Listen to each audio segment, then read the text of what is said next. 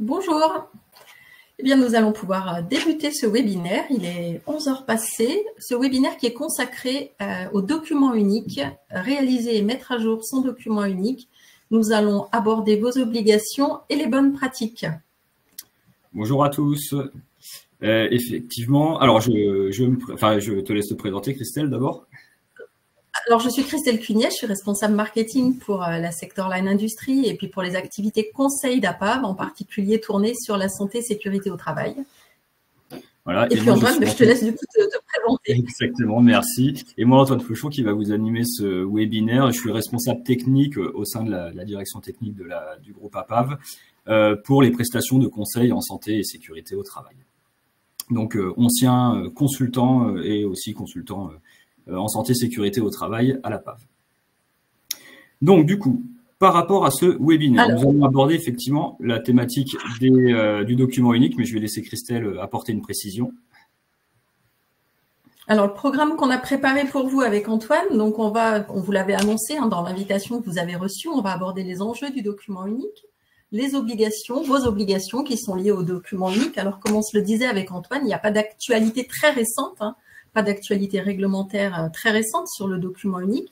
Donc, ce n'est pas dans ce sens-là un sujet d'actualité, mais pour autant, le document unique, il est d'actualité normalement tous les jours dans les entreprises. La preuve, vous êtes très nombreux à participer là, à ce webinaire. Ensuite, on verra les bonnes pratiques. Et puis, pour finir, comment APAV, on est en mesure de vous accompagner dans cette problématique parce que le sujet est parfois problématique dans les entreprises, sur ce sujet du document unique. Antoine a prévu finalement, dans la mesure du possible, de répondre à vos questions, si possible, au fil de l'eau. S'il y en a beaucoup, on se gardera un temps à la fin du webinaire pour pouvoir vous répondre. Et bien, on va aborder la première partie du webinaire. Alors, on va commencer déjà par vous interroger. Donc, on va aborder les enjeux du document unique. Et d'abord, on va faire le point sur vous-même, où vous en êtes par rapport à votre document unique. Donc, je vous invite à nous rejoindre dans l'onglet « Sondage » qui est en bas à droite de votre écran, avec deux questions. C'est simplement pour partager de l'information aujourd'hui entre nous, vous permettre de vous comparer.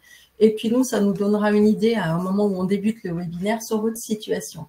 Donc, la première question que je publie tout de suite, c'est « Avez-vous déjà réalisé votre document unique ?»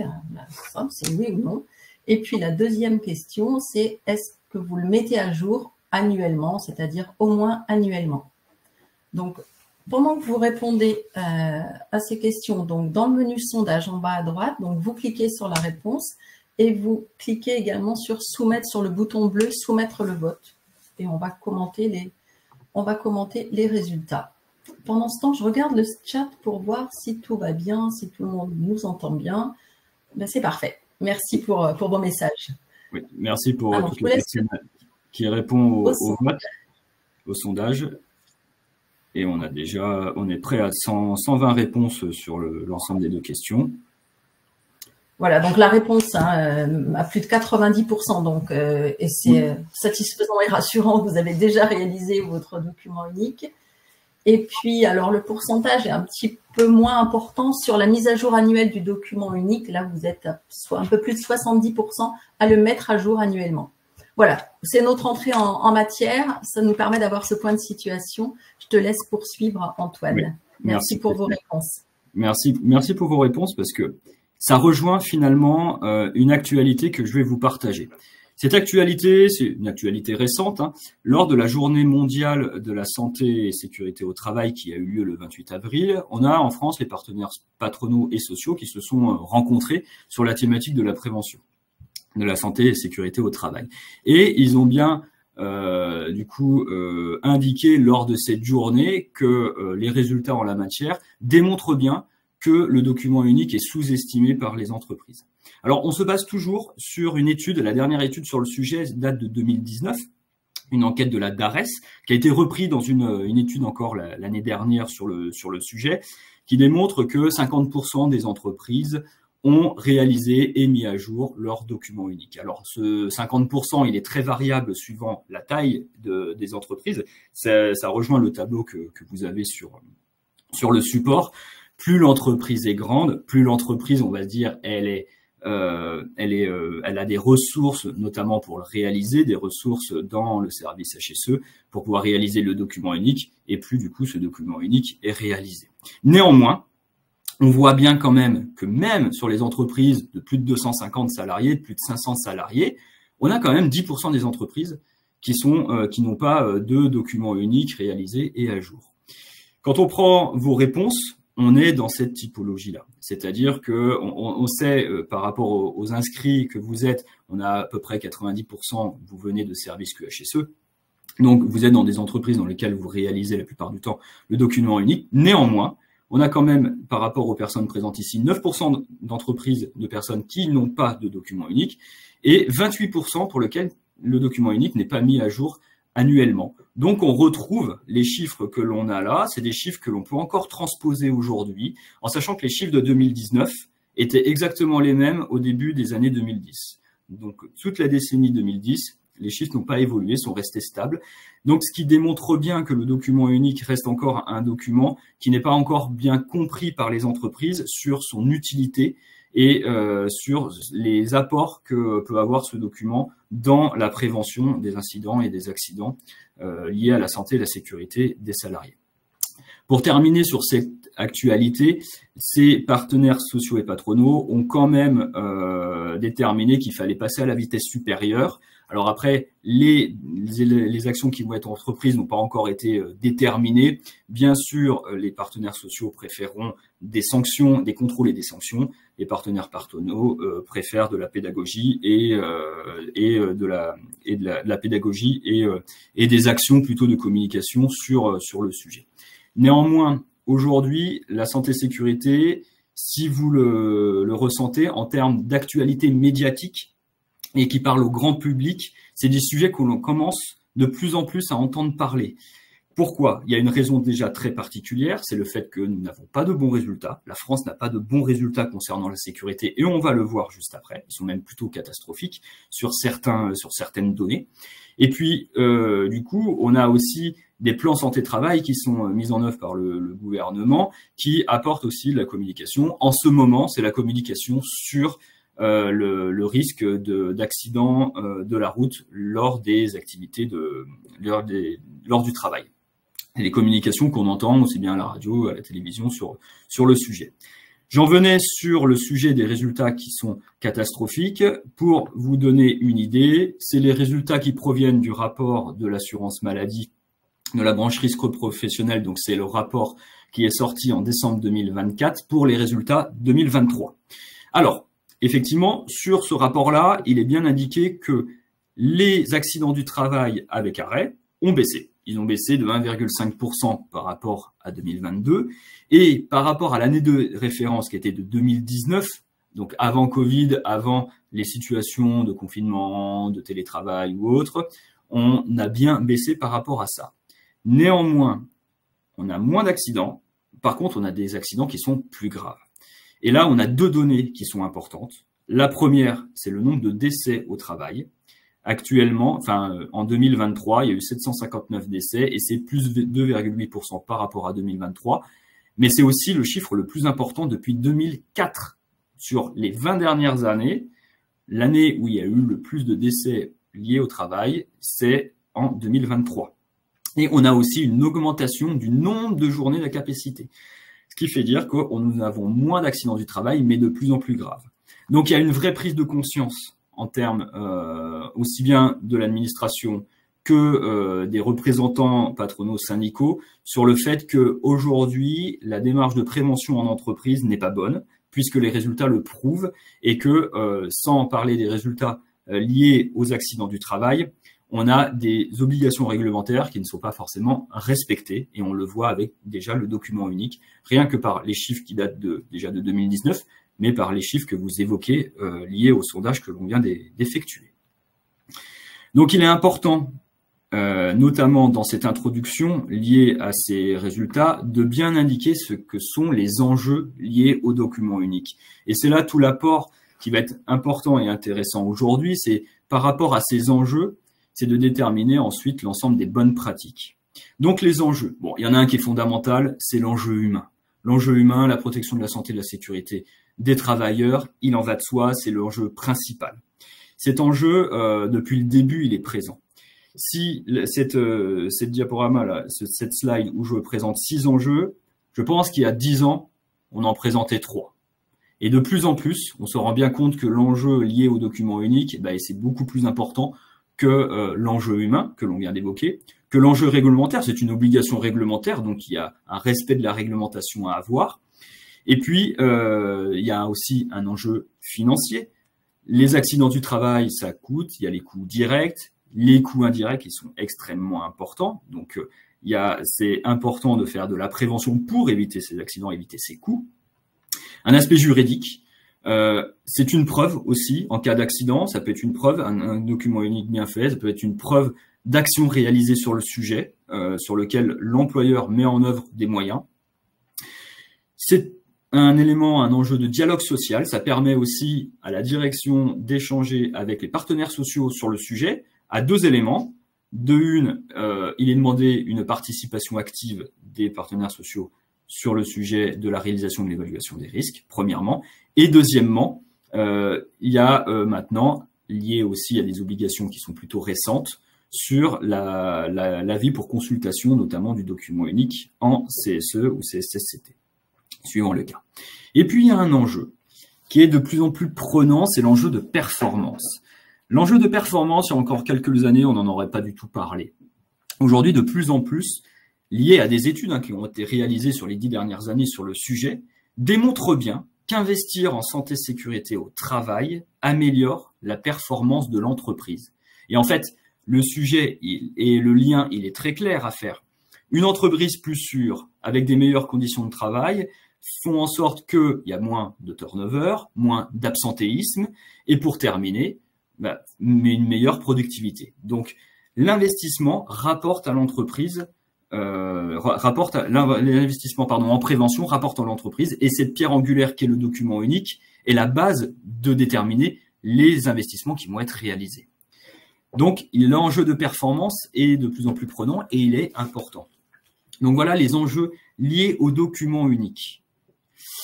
Concernant ces enjeux, on a parlé de l'enjeu réglementaire.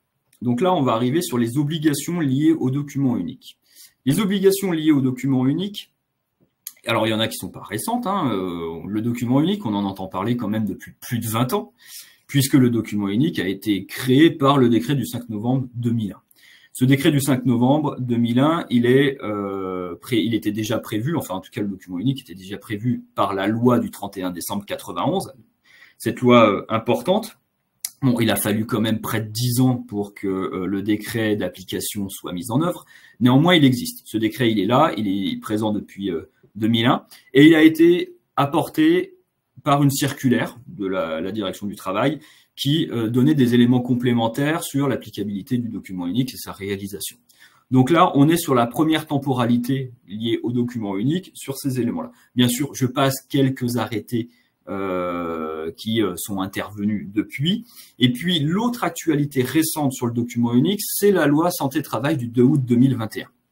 Cette loi, qui est la transposition d'un accord national, d'un ANI entre les partenaires sociaux et patronaux, et qui était lié déjà à un rapport d'une parlementaire, du rapport Lecoq. Et cette loi était pour renforcer la prévention en santé au travail. Alors cette loi, on pourrait dire plein de choses. Certains éléments de cette loi qui étaient prévus ne sont toujours pas mis en application. On pourra en reparler en suivant, notamment d'un élément. Néanmoins, concernant le renforcement du document unique et des obligations complémentaires, il y a bien eu un décret sorti le 18 mars 2022 pour une mise en application dès le 31 mars 2022. Donc là, on a bien fait évoluer et bien renforcer le document unique dans son respect réglementaire, mais aussi dans certaines obligations que l'on voit de suite. Alors, juste pour l'anecdote, on est entre nous, entre HSE, on a quand même des éléments liés au gouvernement qui démontrent souvent que la santé au travail n'est pas forcément une prise en compte qui démontre une prise en compte extrêmement importante. 2 éléments. Alors, c'est pour l'anecdote. La loi du 31 décembre 91, qui était une transposition d'une directive de 88, elle a été transposée le dernier jour qui était possible, le 31 décembre 91, en pleine période vacances de Noël. Et puis quand on parle du 2 août 2021, on est en pleine vacances d'été. Et puis pour l'anecdote, et c'est dans la loi, hein, c'est noté, le président de la République qui signe les lois l'a signé au fort de Brégançon en pleine vacances. Donc on est loin d'être dans des périodes où les parlementaires sont présents, où le gouvernement est présent, et ça fait un peu passer par des lois un peu en catimini parce que tout le monde est en vacances. C'était pour l'anecdote. Néanmoins, les obligations sont bien présentes et doivent faire en sorte que les entreprises doivent les respecter. Alors, ces nouvelles obligations, alors nouvelles ou renforcement d'obligations, donc qui précise bien la finalité du document unique. La finalité du document unique, il y en a plusieurs. Une des premières, c'est bien de hiérarchiser les risques. Et c'est ça tout important. Hiérarchiser les risques permettra de définir les actions de prévention pertinentes. Et ça, c'est un des premiers éléments qui sort de la réglementation dans lesquels on va pouvoir mettre en œuvre des bonnes pratiques. Le deuxième, c'est d'assurer la traçabilité collective des expositions. C'est important d'avoir une transparence et une traçabilité de ces expositions qui est liée aussi à une deuxième obligation qui va être d'archiver les différentes versions du document unique pendant au moins 40 ans. Ça, c'est important. C'est valable depuis le 31 mars 2022. Et cette obligation, on s'en rend pas compte de l'importance qu'elle a aujourd'hui. Mais quand, dans 15 ou 20 ans, un salarié, ancien salarié, aura déclaré une maladie qui, lui, va estimer qui est liée à un de ses anciens travails, notamment, par exemple, dans votre entreprise. Et qu'il va demander d'avoir accès aux expositions qui étaient présentes à ce moment-là. Donc, il va en faire la demande. Si l'entreprise n'est pas en mesure de sortir une version archivée de ce document unique à ce moment-là, eh ben, du coup, elle pourra pas démontrer la preuve que, par exemple, ce salarié n'était pas exposé à tel risque. Donc, toute l'importance aujourd'hui de cette mesure d'archiver les différentes versions, on le verra bien sûr plus tard, mais néanmoins, il faut bien prendre conscience qu'elle est extrêmement importante. Bien sûr, une des finalités déboucher sur des actions de prévention à chaque mise à jour si nécessaire, et puis la contribution au dialogue social, on en a parlé. Donc, contribution à l'élaboration et consultation du document unique, ça c'est ce qui est demandé aux partenaires sociaux, la présentation du PAPREPAC ou de la liste des actions au CSE, CSCCT. Là, il y a une nouvelle obligation, notamment pour les entreprises de moins de 50 salariés, c'est de sortir la liste des actions de prévention qui découlent du document unique. Et bien sûr, cette liste, elle sera consignée en annexe du document unique. Pour le PAPREPAC, pas de modification. Toutes les entreprises de plus de 50 salariés devaient déjà le réaliser. Néanmoins, il est réappuyé par la loi et par le décret du 18 mars. Donc voilà la finalité, hiérarchiser les risques permettant de réaliser un plan d'action. Elle est là, hein. Il est là la vraie utilité du document unique, d'en faire un document vivant. Pourquoi ? Parce que ce document détermine la mise en œuvre du plan d'action. Et puis, une fois que le plan d'action est réalisé, ou que l'action est réalisée, eh ben, on met à jour notre évaluation. Et puis, on réévalue. Et puis, parce qu'il y a des situations qui évoluent. Et du coup, ainsi de suite, et ainsi de suite. On est dans l'amélioration continue à chaque fois. Donc, voilà les obligations. Peut-être qu'on l'a pas précisé. Si vous avez des questions, alors je ne sais pas si ça en pose dans le chat des questions, mais néanmoins, vous avez un onglet questions. Et n'hésitez pas à poser vos questions dans cet onglet. Ça sera beaucoup plus simple pour les déterminer. Voilà, je l'ai mentionné, Antoine, il y a déjà une question, je ne sais pas si tu peux la prendre tout de suite. Est-ce que les risques psychosociaux sont déjà pris en compte, sont généralement plutôt pris en compte dans les entreprises?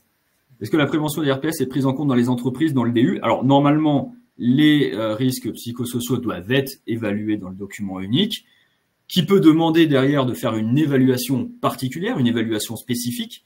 Je ne vous ai pas indiqué tous les éléments liés à ce qu'il doit y avoir dans le document unique parce que je ne fais pas un webinaire spécialement sur l'ensemble des obligations, mais notamment le plus important, c'est les bonnes pratiques après. Les RPS doivent être présents dans le document unique qui peut aussi avoir derrière une évaluation spécifique. Pouvez-vous en dire plus sur le PAPREPAC? Alors, le PAPREPAC, je ne vais pas le développer là, mais ce qu'on appelle programme annuel de prévention des risques, c'est en fait indiquer ce que l'entreprise va mettre en œuvre comme action dans l'année. Pour qu'elle mette en œuvre une action et un PAPREPAC bien fait, c'est un PAPREPAC dans lequel on a la liste des actions, dans lequel on détermine le budget aussi bien financier que ressources que l'on met en œuvre pour l'action. On détermine un responsable, on détermine une date, un délai et un objectif. Et là, on a un PAPREPAC qui, bien sûr, découlent des actions liées au document unique, mais on peut bien sûr mettre d'autres actions dedans. Je continue sur les actions. Ouais. Ah, pourquoi on parle de document? C'est la réglementation. Ce document, il a été noté document unique d'évaluation des risques professionnels. C'est le décret qui le cite par ce nom-là. Voilà.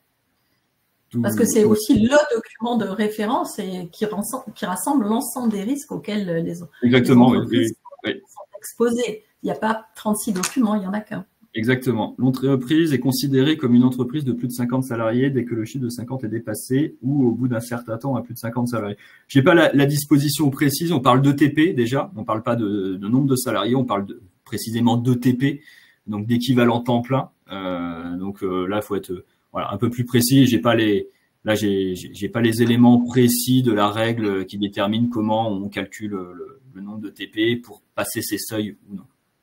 Néanmoins, dans tous les cas, maintenant, que ce soit le PAPRIPAC ou la liste des actions, une liste des actions, finalement, c'est qu'un PAPRIPAC qui ne donne pas son nom, puisque dans la liste des actions, on va quand même mettre un responsable, un délai, on va donner un budget. On peut dire à peu près que ce soit la même chose. Cette obligation d'archivage du document unique sur un portail numérique, comment doit-elle être réalisée? Est-ce qu'on sait sur quel portail? Très, très bonne question. Une des obligations de la loi santé travail était de prévoir que tout employeur déposerait son document unique sur un portail dématérialisé, pour le donner très clair. Les partenaires sociaux et patronaux devaient s'entendre pour réaliser un cahier des charges de mise en œuvre de réalisation de ce portail. Ils se sont rencontrés en cours de l'année 2022. Néanmoins, ils ne sont pas forcément tombés d'accord sur un portail, sur un cahier des charges, mais en plus de ça, il y a alors l'IGAS, qui est l'inspection générale des affaires sociales, qui a émis un rapport sur la faisabilité de ce portail. Donc, à l'heure actuelle, lié à ce rapport qui date de décembre 2023, si je me trompe pas de la date, qui déclare aujourd'hui que ce n'est pas possible de mettre en œuvre un portail pour déposer les documents uniques. Il y a plein de raisons, je vais en donner deux. La première, c'est la sécurisation des données. Le portail en lui-même va accueillir des données qui peuvent être sensibles. Dans les documents uniques, on précise des fois des éléments liés au process, liés à la fabrication, liés au fonctionnement de l'entreprise. Et les entreprises auraient peut-être été très frileuses à déposer des documents uniques qui soient le plus précis possible sur ces plateformes-là, parce qu'il y aurait pu avoir des fuites de données. Premier élément. Le deuxième élément, du coup, l'élément contraire, c'est que peut-être que les entreprises auraient mis des documents génériques qui ne ressemblent à rien et qui n'auraient pas donné, qui n'auraient pas correspondu finalement aux attentes de cette réglementation. Parce que ce portail numérique était fait en sorte que du coup, chacun aurait pu aller consulter ces expositions c'était ça le but, c'était que tout le monde puisse voir et consulter les documents uniques. Donc avec cette difficulté-là, aujourd'hui c'est abandonné. A priori, le gouvernement doit réfléchir peut-être à une autre solution, parce qu'il y a des pistes qui sont mises dans le rapport de l'IGAS, mais jusque-là, actuellement, à mai 2025, il n'y a pas plus de données, pas plus d'éléments par rapport à ça. Donc aujourd'hui, l'archivage obligatoire doit être fait dans les entreprises. Pas de portail dématérialisé par rapport à ça. Cas d'une reprise d'entreprise, comment fournir les expositions depuis 40 ans? Pour l'instant, il n'y a pas d'éléments de jurisprudence sur ça. Dans tous les cas, vous reprenez une entreprise, vous la reprenez à une date. Les éléments suivants, c'est une autre entreprise. Donc, j'apporte une réponse peut-être qui n'est pas la bonne parce que j'ai pas les éléments complémentaires juridiques et puis peut-être que ces questions-là ne se sont pas posées encore au niveau de la jurisprudence. Enfin, oui, c'est même sûr. Après, on parle de la cotation sexuée dans le document unique. Là, on va être plutôt dans la bonne pratique. J'essaierai de revenir sur cette question dans les bonnes pratiques en suivant. La liste des annexes obligatoires ajoutées au document unique, elle est pas, je l'ai pas précisément ici, mais c'est aussi dans les bonnes pratiques. On va en parler. Voilà. Bon, je vais avancer et puis je reviendrai sur les questions. Autrement, on va exploser largement le temps. mais merci pour vos interactions. Allez, on va en venir aux bonnes pratiques et c'est finalement le plus important parce que les obligations, on le connaît, on les sait, mais néanmoins les bonnes pratiques pour faire de ce document, cette pierre angulaire dans l'entreprise. Du coup, on va vous lancer un sondage. Donc, vous pouvez revenir sur l'onglet sondage. Et là, aujourd'hui, c'est quelle problématique rencontrez-vous avec votre document unique? Donc, vous pouvez répondre dans l'onglet sondage. On vous a déjà posté la réponse. Donc, je vous laisse quelques secondes pour aller voter. Vous verrez, vous pouvez répondre à plusieurs éléments.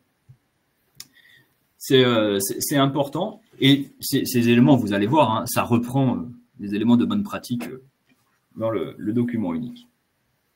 Aujourd'hui, voilà, merci de nous indiquer les difficultés que vous rencontrez dans la réalisation de ce document unique qui nous intéresse aujourd'hui. Il y en a, je vois que les pourcentages augmentent un petit peu sur toutes les modalités de réponse. Oui, on a plus de 110 réponses, 110 votants, 115, 120.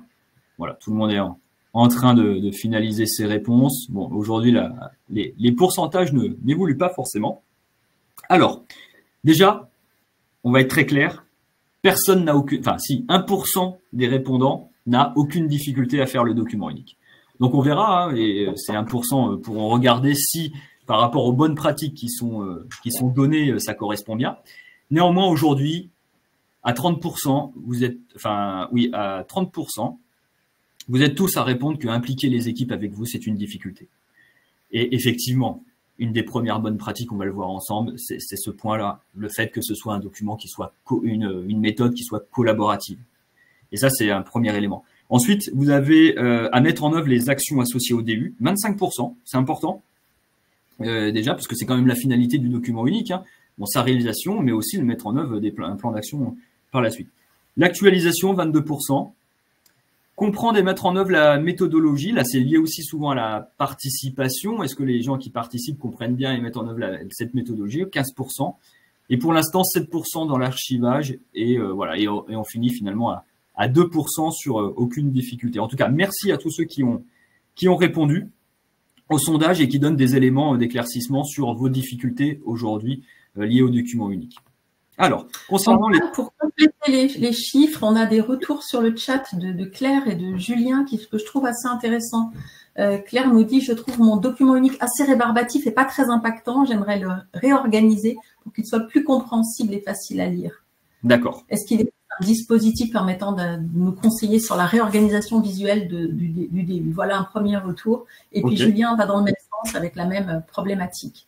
Eh ben, écoutez, on verra si par rapport aux éléments qui sont donnés, ça peut répondre à la question. Je vois déjà quelques éléments. On va voir par la suite. Vous allez voir, il y a 5 blocs de bonnes pratiques qui permettent de faire en sorte que ce document unique, ce soit le document unique de prévention dans l'entreprise, prévention de la santé et sécurité, des incidents, des accidents. Et bien sûr, l'implication, la participation de tous. Je crois qu'aujourd'hui, on est tous conscients, vous présents ici, vous acteurs HSE, que c'est un des éléments les plus importants. Sans la participation et sans l'engagement de tous, vous pouvez pas faire votre document unique tout seul dans votre coin. Il n'aura aucun effet sur la prévention. Et c'est là les éléments les plus importants. Alors, oui, il faut l'engagement de la direction, les managers opérationnels, les IRP qui doivent participer activement à ce document unique, et puis surtout les salariés eux-mêmes. C'est eux qui réalisent le travail, c'est eux qui ressentent comment ils travaillent. C'est eux qui voient la différence entre ce qu'on leur demande et comment ils le font. Et c'est eux qu'il faut interroger. C'est important pour la participation, l'organisation de réunions de travail, de groupes de discussion. Il faut recueillir les observations, les expériences, leurs suggestions. C'est le plus important. C'est là, clairement, on est dans les éléments qui sont attendus et qui sont, en tout cas, sur lequel le renforcement, notamment du document unique, via le décret, via la loi santé-travail, est important. C'est cette participation de tous. Le document unique, c'est pas le document qui doit être que dans le bureau du HSE. Ce document unique, il est partagé de tous et tout le monde participe à sa réalisation. Et c'est pour ça, notamment sur le fait que tout le monde puisse y participer, de faire des choses simples. Et ça va répondre à une des interrogations des personnes dans le chat. Comment je peux faire? Faites des choses simples. Et vous allez voir, on va en parler notamment sur la méthodologie, sur sa réalisation. Aussi important de communiquer sur la démarche. Quand vous allez rencontrer les salariés sur leur poste de travail, faire des réunions avec eux, si vous expliquez pas l'intérêt du document unique, comment il va être utilisé et comment chacun peut y contribuer, et en tout cas l'engagement qui est pris par la direction de mettre en œuvre un plan d'action par la suite, bah vous n'aurez pas cette participation active et vous ne recueillerez pas justement tous les éléments. Il est important là-dessus de communiquer et communiquer avec un engagement de la direction. Là, on est dans des éléments importants et déjà des bonnes pratiques qui sont à retenir. L'identification rigoureuse des dangers et des situations à risque. Effectivement, là, on va être, là, ça répond en tout cas à certaines questions, notamment sur la simplification. Déjà, pour que ce soit visuel, que ce soit bien compris, il faut bien le sectionner déjà par les unités de travail et les activités. Ça ne sert à rien, moi je pense en tout cas, d'aller dans le poste, la tâche, de dissocier tout ça. Si déjà on détermine bien les unités de travail, les activités et que surtout lors de la description de la situation à risque, on est très clair sur ce qui se passe, alors là on est déjà dans quelque chose pour moi, je pense, de visuel, on ne multiplie pas les colonnes. Alors quand je parle de colonnes, c'est parce que aujourd'hui, la plupart des documents uniques, ça reste un tableau qui passe par du Excel, mais même quand on le retranscrit via une solution digitale, donc ça, on va en parler par la suite de la digitalisation et de son importance, mais aussi lorsqu'on a des extractions, on a souvent des tableaux. Et quand on a des tableaux, on a des colonnes, et moi je pense que de simplifier déjà, c'est ne pas de multiplier les colonnes. Donc là, on va en revenir juste quand on va parler de méthodologie. Alors, être exhaustif, c'est la réglementation. Bien sûr, quand on parle, n'oubliez pas les dangers moins évidents en se faisant appel à des évaluations de risques spécifiques. Alors, je vais pas la liste complète là de toutes les évaluations de risques spécifiques qui sont notées dans le Code du travail. C'était pas le sujet, en tout cas, du webinaire. Néanmoins, n'oubliez pas que pour certains risques, ça demande des évaluations spécifiques. On en a parlé, il y avait une question, en tout cas, d'une personne sur le sujet. On parle du bruit, on peut parler des TMS, on peut parler du risque d'explosion, on peut parler également de la vibration, et ainsi de suite, et ainsi de suite. Donc ça fait appel à des évaluations spécifiques, il ne faut pas les oublier, et bien sûr de bien mettre les résultats dans le document unique. Là aussi, on demande bien de retranscrire les résultats de ces évaluations de risque spécifiques. Ne mettez pas tout. Le document unique, c'est les résultats de l'évaluation. Ce n'est pas forcément toute l'évaluation. Vous pouvez avoir un document dans lequel vous notez toutes vos évaluations, vous mettez les résultats dans le document unique. Là aussi, en matière visuelle, ça ne sert à rien de peut-être de tout mettre. Utiliser différents outils, observation directe, entretien, questionnaire, analyse des accidents, des incidents passés, des FDS, etc., etc. Ça, c'est ce qui va bien sûr alimenter votre document unique de manière à ce qu'il soit le plus exhaustif possible. Ensuite, évaluer les risques pertinents. C'est bien de les détecter, de les observer. Néanmoins, il faut pouvoir les évaluer pour les hiérarchiser. Alors là, c'est pour moi une des bonnes pratiques aussi extrêmement importantes. Utiliser une méthodologie d'évaluation simple. On voit trop souvent dans nos expériences des méthodologies qui sont des usines à gaz, dans lesquelles on fait intervenir plein de critères qui peuvent être différents suivant le danger, suivant la catégorie de risque le facteur de risque que l'on a évalué.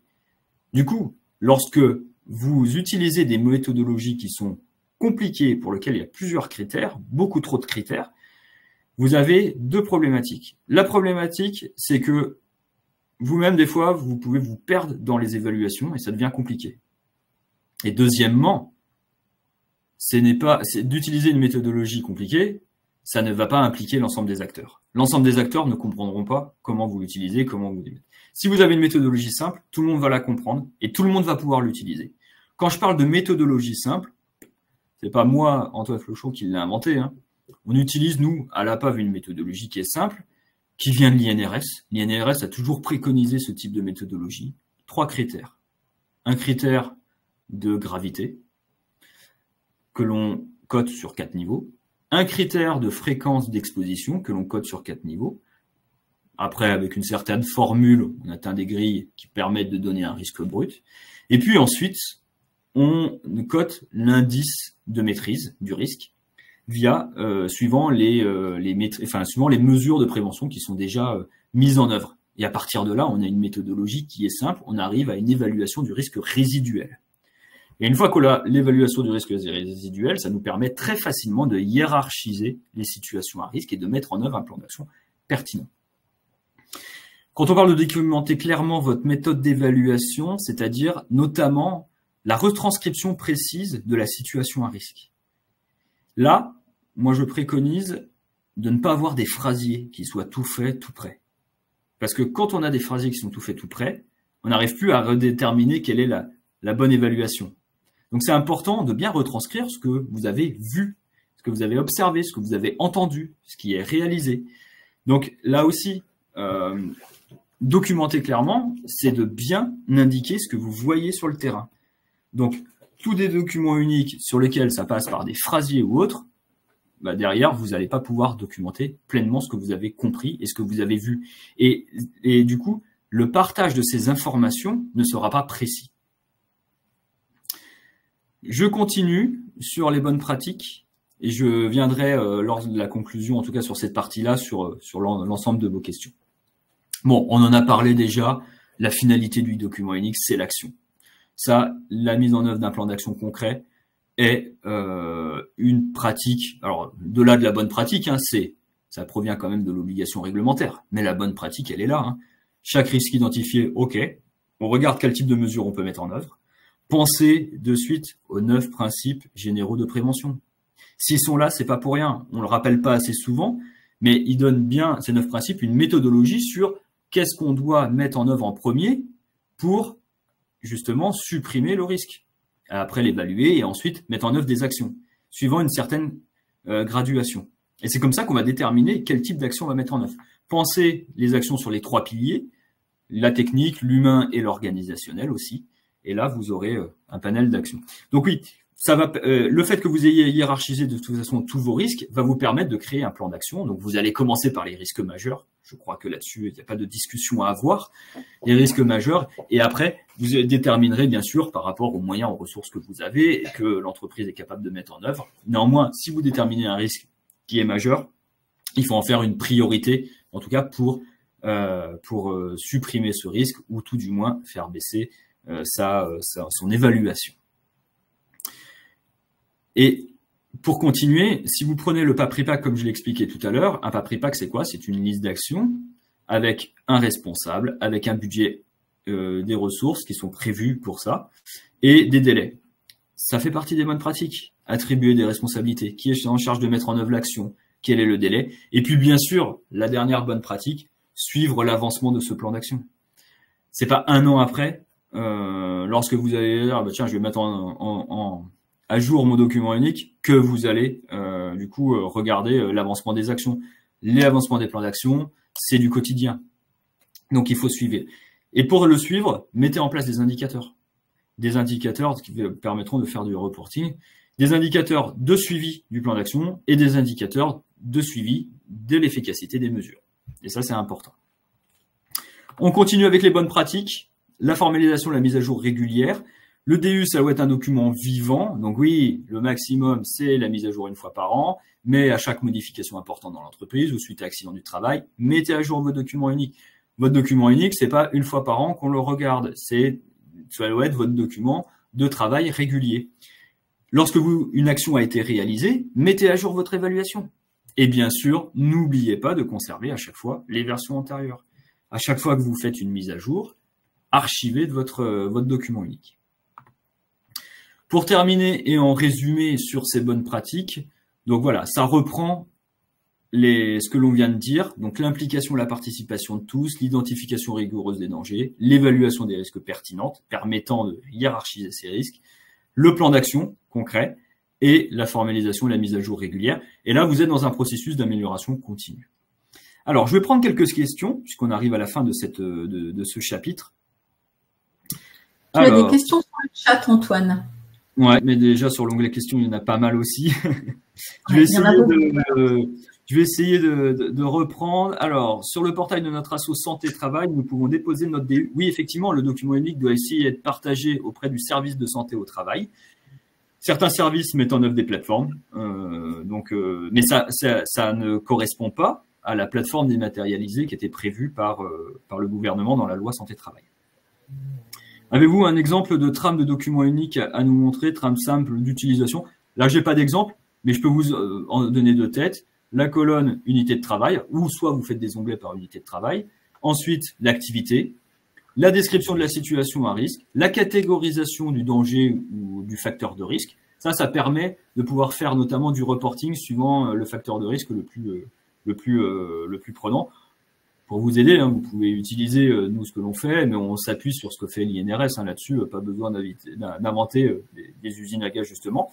Et puis ensuite, on peut mettre bien sûr les conséquences probables, ce qui va nous permettre d'aider à coter la gravité.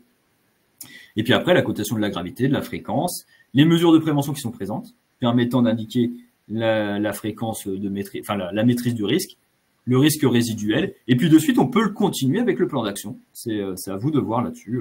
On n'est pas obligé de s'arrêter à l'évaluation même de la situation à risque. On peut continuer le plan d'action.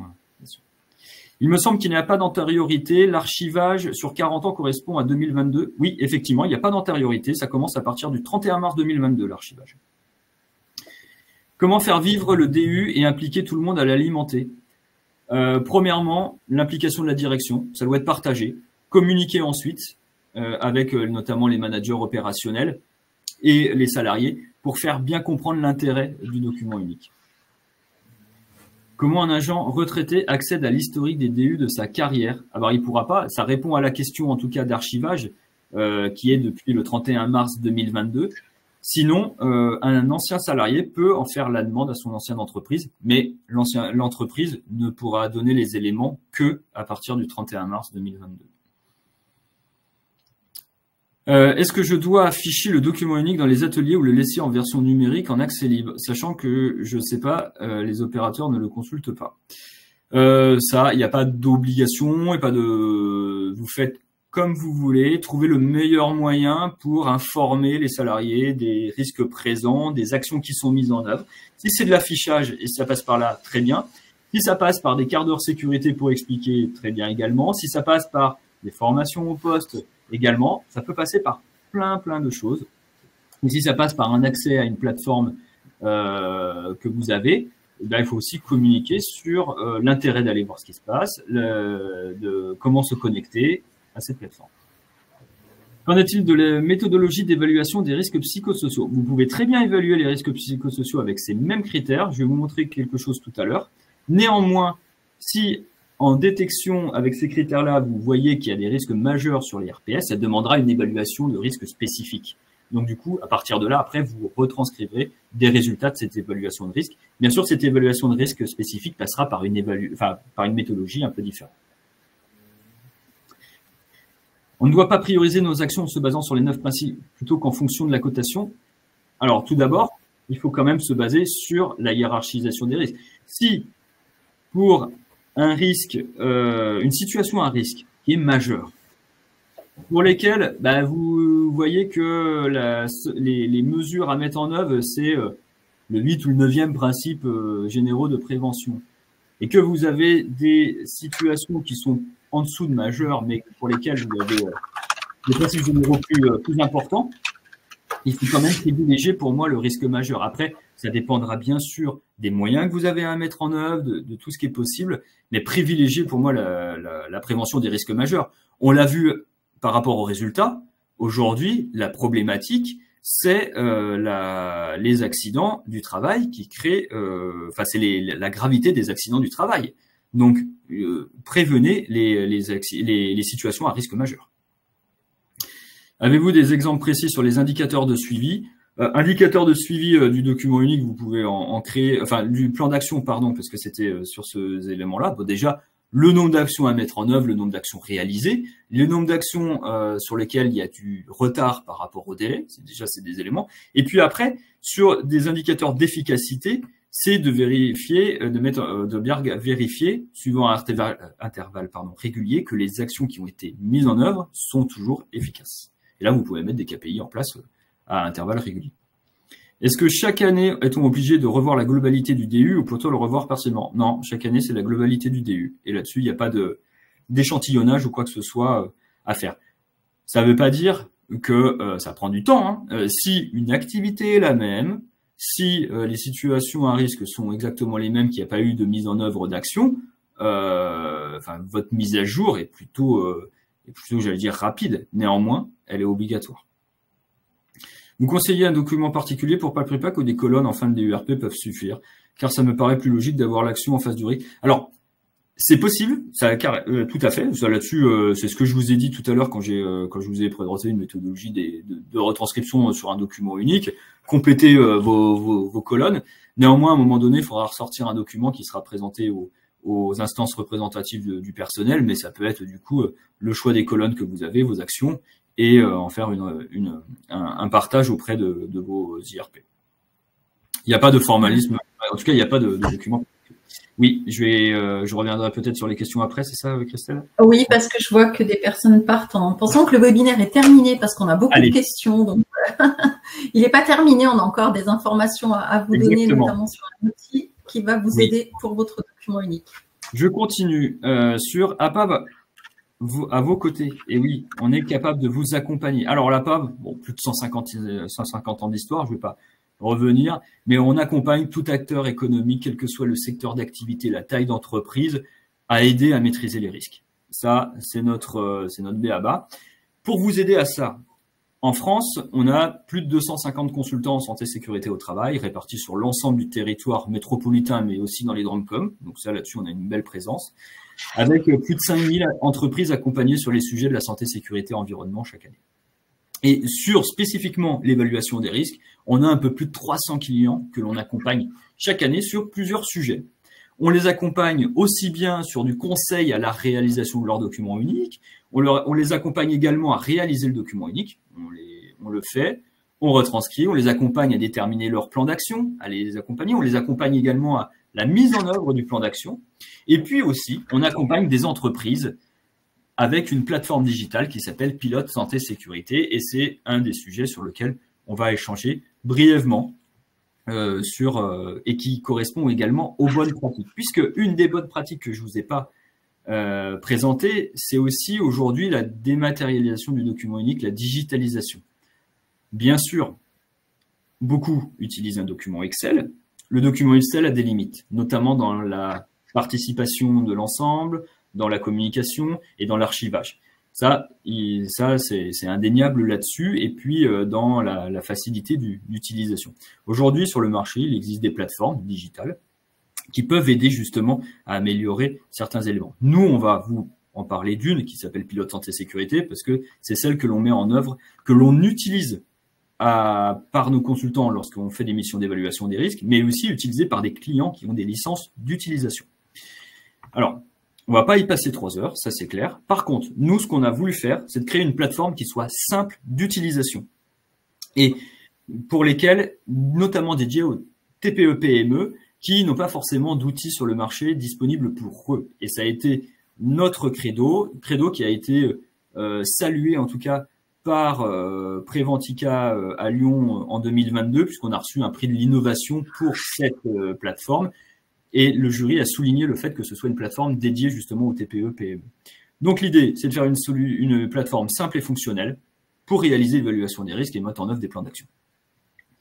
Elle a été bien sûr pensée et développée pour les TPE-PME. Et puis surtout, là, on a utilisé double compétence. Les compétences d'un acteur du marché via leur plateforme, donc c'est la solution Deming, la solution Axiline Plus, et la méthodologie d'intervention d'APAV. On a marié les deux pour faire Pilote Santé Sécurité. Donc, on a une plateforme qui est éprouvée depuis plus de 20 ans avec une méthodologie qui est éprouvée depuis plus de 20 ans. Et quand on met en œuvre cette plateforme chez un client, le client a déjà cette plateforme qui est disponible et accessible de suite, moyennant une demi-journée maximum d'appropriation.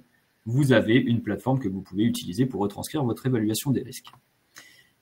Donc, c'est une solution disponible sur Internet, sur lequel vous accédez via un login et un mot de passe. Et c'est une solution, bien sûr, sécurisée avec tous les certificats nécessaires aussi bien à la sécurisation des données que au respect du RGPD. Quelques éléments complémentaires par rapport notamment aux bonnes pratiques qu'on a indiquées.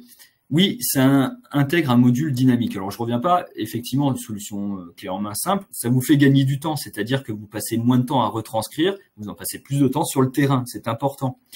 Ça intègre du coup une méthodologie. Quand je vous parlais tout à l'heure de méthodologie, une méthodologie simple avec des critères de gravité et de fréquence, et notamment la gravité, tout à l'heure on en parlait par rapport au RPS, j'avais une question, et ben vous avez double grille, une grille hors RPS, donc en tout cas d'explication des niveaux, et puis une grille RPS.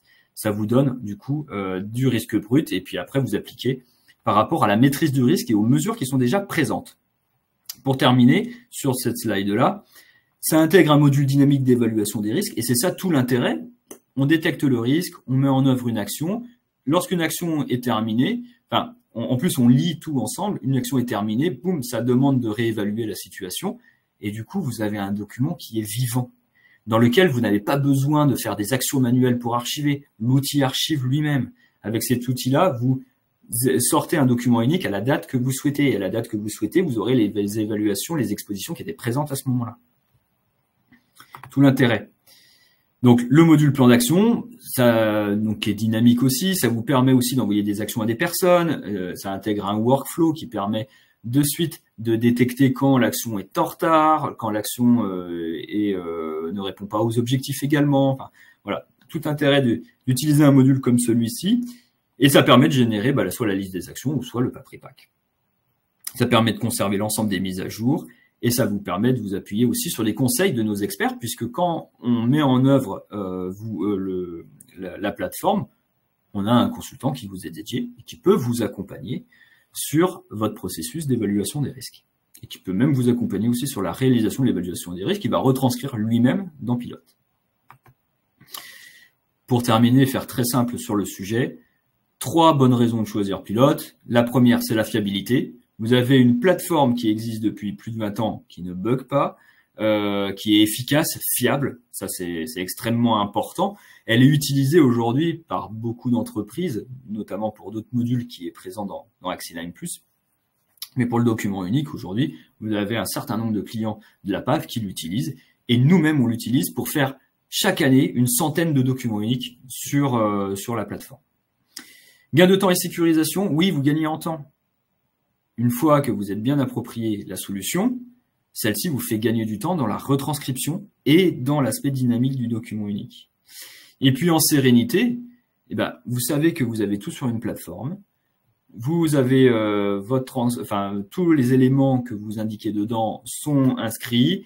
Vous avez tout est archivé, vous ne perdez pas de données. Et puis si en cas de contrôle, vous êtes amené à devoir justifier, vous avez tout qui est présent dessus et ça respecte effectivement la réglementation. Donc voilà, sur l'aspect lié à l'accompagnement qu'on peut faire chez vous, on peut vous accompagner sur l'ensemble des sujets liés à l'évaluation des risques, mais aussi via une plateforme digitale qui s'appelle Pilote Santé Sécurité. Je vais laisser la main à... Non, pour terminer, alors oui, bien sûr, on peut vous accompagner sur le document unique et l'évaluation des risques, mais par les compétences présentes au sein du Conseil en santé sécurité, on est capable de vous accompagner sur l'ensemble des thématiques via un pilotage à 360 de la santé sécurité au travail. Ça passe par l'évaluation de risques spécifiques, le transport de marchandises dangereuses, les atmosphères explosives, la consignation, les espaces confinés, les RPS et ainsi de suite, la maîtrise des entreprises extérieures. Je passe par l'ensemble des compétences que l'on est capable de vous accompagner. Sachez que voilà, on peut être présent sur l'ensemble de ces thématiques auprès de vous et que nous avons des compétences sur l'ensemble du territoire. Et je vais laisser la main à Christelle pour terminer et vous présenter nos futures actualités sur le sujet. Oui, alors compte tenu des questions qu'on a vues tant sur le chat que sur le module questions, je vous invite à participer, à vous inscrire et je vais vous partager le lien directement à notre webinaire du 30 juin qui est sur le sujet comment on développe des comportements vertueux, durables en santé, sécurité au travail. Voilà, donc je vous affiche le lien et puis je vais le remettre également sur le chat. Et ce que l'on va faire, c'est comme on n'a pas le temps matériel de répondre à l'ensemble des questions, peut-être qu'on transmettra une FAQ. Voilà. Alors, c'est certain, on va faire une foire aux questions. Il y a eu beaucoup de questions posées. Alors, je vous affiche, il vient de s'afficher là au milieu de votre écran, le bouton, vous cliquez sur « Je m'inscris », ça vous permettra de vous inscrire au webinaire du 30 juin, qui sera très informatif et aussi très dans l'échange comme celui d'aujourd'hui. On va poursuivre la présentation. Alors, les publications, régulièrement, à PAB, on a pris l'habitude sur le sujet, en particulier santé, sécurité au travail, de publier des documents qui ont pour but de vous être utiles. On avait publié une parole d'expert sur comment je fais évoluer la culture et les comportements sécurité. En 2022, on a conduit une enquête auprès des acteurs HSE sur le sens au travail pour vous. On va la renouveler, cette enquête, au mois de juin. Donc, je vous en parle pour vous inviter dès maintenant à y répondre quand vous la verrez arriver. Et puis, le guide qu'on a publié début 2025, donc ce début d'année, c'est pour montrer en quoi la prévention des risques en santé et sécurité, c'est un vrai levier de performance des entreprises. Il est particulièrement intéressant, ce guide. On a déjà plus de 1000 personnes qui l'ont téléchargé. Il est très intéressant aussi pour vous, acteurs HSE, pour dialoguer avec la direction de votre entreprise. Je vais vous afficher également le lien tout de suite, s'il veut bien s'afficher. Non, il ne veut pas s'afficher. Je vais vous l'indiquer sur le chat directement. Je vais vous l'afficher tout de suite. Autant pour moi, il ne veut pas arriver. Et pendant ce temps-là, pendant ce temps, Antoine, tu as des questions sur l'approche tarifaire de Pilote Santé Sécurité, si tu veux en dire deux mots. Et puis, je vous mets le lien sur le chat pour télécharger. Oui, l'approche tarifaire, elle est liée en tout cas à une licence d'utilisation. Alors, il y a un coût au déploiement, une licence d'utilisation, mais en tout cas, pour donner des précisions, n'hésitez pas à répondre aux deux derniers sondages dans lesquels, si vous souhaitez être contacté pour en savoir plus sur aussi bien un accompagnement autour du document unique et ou pour découvrir Pilote Santé Sécurité plus en détail, on vous répondra et là, vous aurez les éléments tarifaires à ce moment-là. Néanmoins, juste aussi pour préciser que par rapport à des sollicitations sur le chat, vous aurez tous accès au replay de ce webinaire. Puisque vous étiez inscrit, vous allez recevoir en suivant un Oui, je l'ai dit, Antoine. Je l'ai mis sur le chat. C'est déjà dit. J'ai beaucoup communiqué sur le chat avec les participants pendant que tu te développais. Ce que l'on vous invite à faire, c'est vraiment, comme l'a dit Antoine, avant de nous quitter, de répondre aux questions de l'onglet sondage, surtout si vous souhaitez avoir des précisions ou partager un retour d'expérience sur le document unique, sur vos difficultés. Nos consultants sont là pour vous aider. Ils ont un retour d'expérience important de la pratique du document unique dans les entreprises et ils sauront vous accompagner. Dites-nous aussi, c'est sur la même question, si vous avez envie de découvrir Pilote Santé Sécurité, c'est sans engagement, on vous fera une démonstration. Voilà, je laisse un petit peu de temps pour répondre du coup au sondage. Il nous reste 1 minute. Est-ce qu'on a vu toutes les questions? Comme il y en a eu beaucoup, je jette les questions, il y en a vraiment beaucoup. J'apporterai tout ça lors de la foire aux questions. Parce que là, il y a Sandra qui nous dit « Il nous est difficile de parler argent ». Alors non, puisqu'on a une grille tarifaire, elle est fonction aussi de l'effectif de l'entreprise, du volume. Donc, on ne peut pas vous donner un prix comme ça sur Pilote Santé Sécurité. Il suffit de nous demander, puis on vous enverra un devis. Voilà. Mais si vous voulez une prévoyez-vous sur l'évaluation des RPS. Alors, à ce jour, non. On en a fait un dans le passé. La question peut se poser. Merci, Agnès. Comment la plateforme… tu as répondu, Antoine, sur comment la plateforme gère les évaluations complémentaires RPS, risque chimique, vibration, bruit. Non, j'ai pas répondu, mais je répondrai précisément. Je sais plus où. Ah, les évaluations complémentaires via ces résultats. Et après, les évaluations complémentaires peuvent être annexées via une gestion électronique de documents à l'intérieur de la plateforme. Pour faire très simple, pas besoin d'avoir des modules complémentaires pour chaque élément. On intègre les documents, on retranscrit les résultats. Et bien sûr, parce que chaque évaluation complémentaire fait l'objet d'un facteur de risque qui est présent dans la liste. Donc, vous pouvez bien sûr mettre chaque résultat d'évaluation dans la plateforme. Voilà, si vous avez tous répondu à l'onglet sondage, ou une grande partie d'entre vous, en tout cas, merci, certains l'ont déjà fait. On va vous remercier pour votre participation qui a été très active. on a rarement beaucoup de questions comme ça. Peut-être le fait d'avoir répondu au fur et à mesure. On est resté très en lien pendant le webinaire. Si des questions viennent par la suite, c'est souvent le cas, donc n'hésitez pas à nous envoyer un mail sur l'adresse contact-client@apaf.com. Vous pouvez aussi nous suivre sur LinkedIn, puisque l'on publie régulièrement sur la page LinkedIn APAF des actualités autour de la santé et sécurité au travail, et pas que. En tant que responsable HSE, vous y retrouverez aussi beaucoup d'informations sur les risques environnementaux, sur le risque climatique. Voilà.